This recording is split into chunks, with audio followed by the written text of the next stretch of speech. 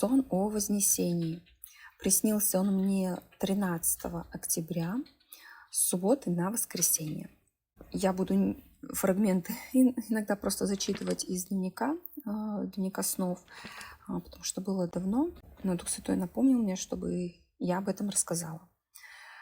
Итак, я была в зале большом, и после концерта или какой-то конференции за окном начало происходить что-то странное. В этом конференц-зале я довольно часто бываю. Он очень большой, у него очень высокие потолки, и там много, действительно много людей. И закончилось какое-то действие, концерт или конференция, не суть.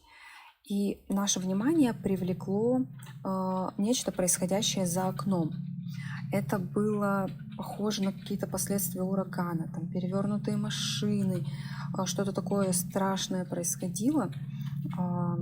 И это начало вселять в людей панику, смятение, они боялись, начали суетиться. И тут в воздухе под потолком появились голограммы супергероев, фигуры супергероев, персон 6, наверное. И они начали о чем-то говорить к людям.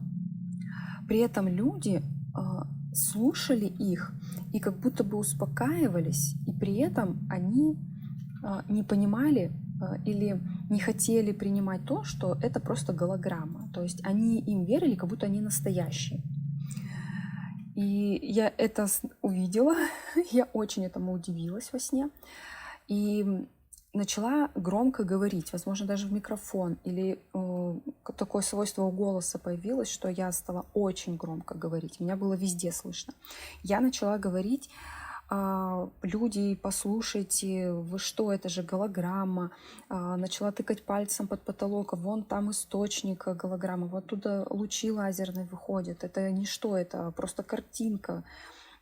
Потом начала говорить, что Бог, только Бог один, и Он может помочь, Он может спасти, Он один единственный. И я потом начала повторять одну и ту же фразу. Начало у нее было такое: Иисус Христос, Сын Бога Живого. И потом я говорила что-то еще, но я не помню уже. И когда заканчивала это предложение, эту фразу, снова возвращалась в начало. Иисус Христос, Сын Бога Живого. И я так говорила, повторяла. И люди начали обращать на меня внимание. И мы начали двигаться, идти как будто бы вот по спирали вверх, как будто винтовая лестница, но на самом деле там лестницы никакой не было. Вот было ощущение, что мы идем по спирали вверх. И я все это время иду, и люди за мной идут, и я повторяю вот эту одну и ту же фразу бесконечно, просто постоянно. И тут мы оказываемся в большом самолете. Я оказываюсь в большом самолете, и эти люди там, и очень много других людей. Это тоже очень-очень большой самолет. Это было даже похоже на какой-то поезд-самолет, и у меня не было даже понимания границы, насколько он вперед длинный и назад длинный. Но вот в моем ряду было, по-моему, 4 сиденья, и нас было в ширину, наверное, 4 ряда или 3 ряда. Ну, выглядело очень пространное место такое. И вот я сижу, эпизод 2, да, переходим ко второму эпизоду. Вот я сижу в этом самолете с Ильей. Илья — это мой брат, один из родных братьев моих.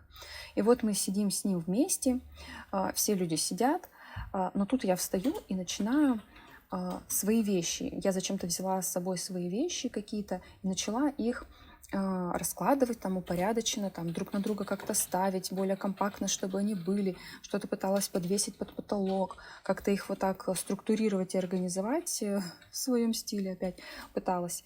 И Илья мне в этом помогал, при этом он мне ни слова не говорил. Помогал, и я вот это всю башню какую-то выстраиваю, там закрепляю, и она падает, И я не понимала, почему она падает. Всегда же все стояло, а тут она падает. И в итоге я это все забросила и просто села, пристегнула ремень. И Илья со мной рядом сел, и мы просто смотрели в окно. И тут мы... потом мы остановились в Уфе. на какую-то дозаправку. Как будто бы нам нужно было что-то здесь сделать, но это был обязательный пункт. Нам нужно было там быть.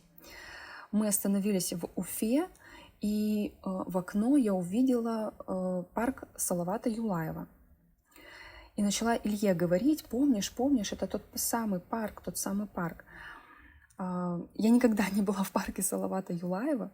В Уфе мы с мужем проезжали просто транзитом насквозь, высадили попутчика, мы как-то путешествовали 6 лет назад уже на машине с Владивостока до Крыма.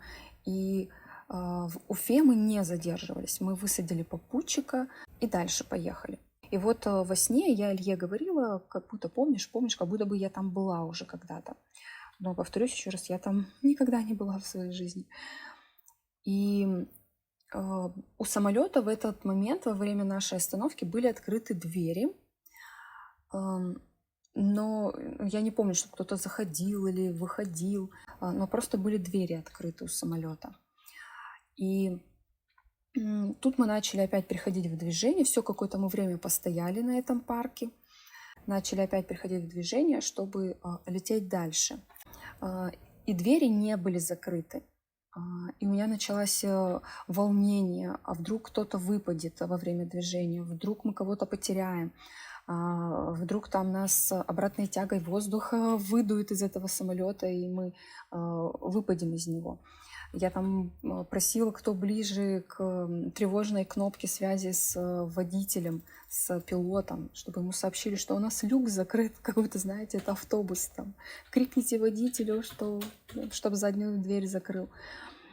Но в итоге дверь закрылась сама, все было спокойно. И мы начали выходить в такой полукруг вокруг парка на самолете, и как будто бы в какой-то подземный тоннель под парком проникли, а это на самом деле был трамплин. То есть потом мы в него как будто бы въехали, и он нас с силой вытолкнул вверх.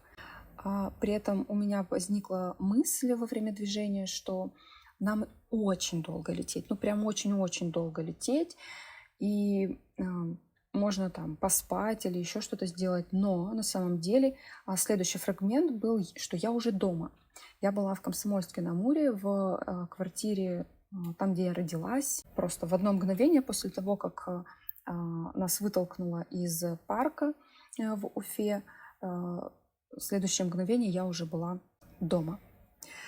Вот такой сон. И сейчас расскажу по символике. Первое действие – это конференц-зал, концерт, очень большое пространство. Во снах это обычно у меня символизирует, что это мое окружение, то, где я нахожусь, то есть это моя обычная жизнь.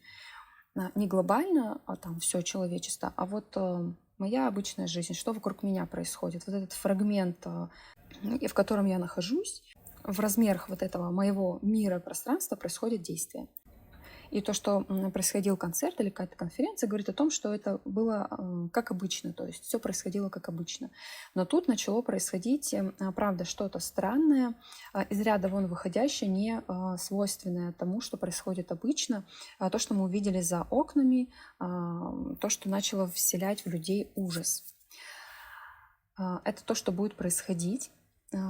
И супергерои, которые появятся, это будет предложенный вариант этого мира, ложное какое-то спасение. И люди будут охотно этому верить, даже сами видя, что это все не настоящее, но только потому, что как будто бы они не знают альтернативы, что как будто бы больше не во что поверить, и им словно никто ничего другого не говорит.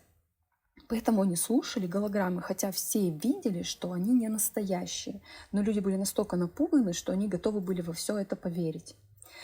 Возможно, прям это будет буквально так, возможно, будут какие-то иллюзии там создаваться и все такое. Но в духовном мире это точно определенно будет выглядеть именно в таком плане, что люди будут охотно верить, потому что у них будет страх и опасение. Они будут верить просто во всякую ерунду и все, что им говорят. Это один момент, то, что начало происходить.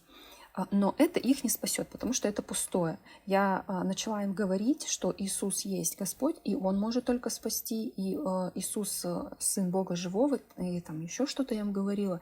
И вот те люди, которые поверили в это, мы все спаслись, мы были вознесены. То есть мы сразу появились в этом самолете.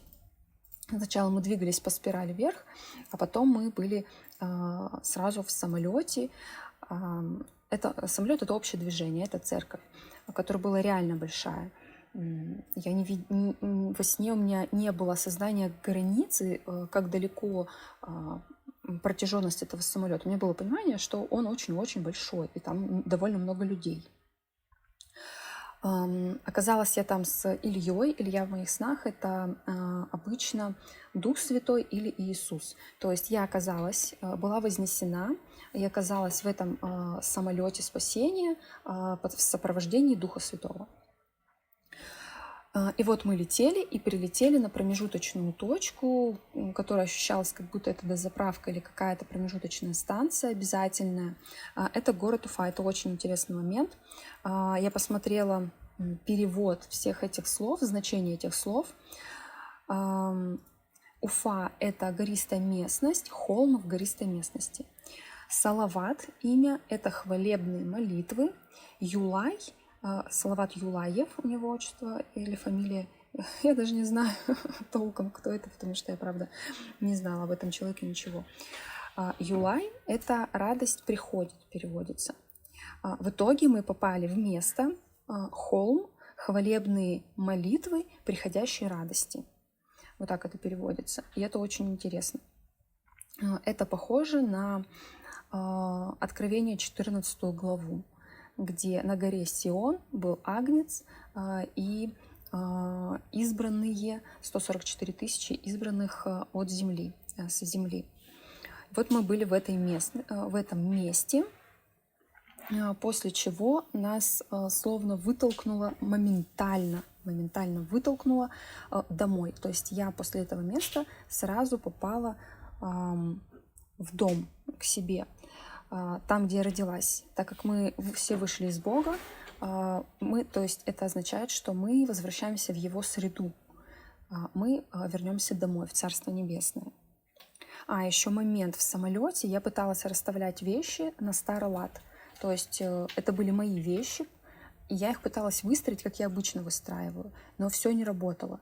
Это говорит о том, что это все будет не нужно, все, что было, мы привыкли к земному, это все будет не нужно, это не будет больше работать так, как оно работало.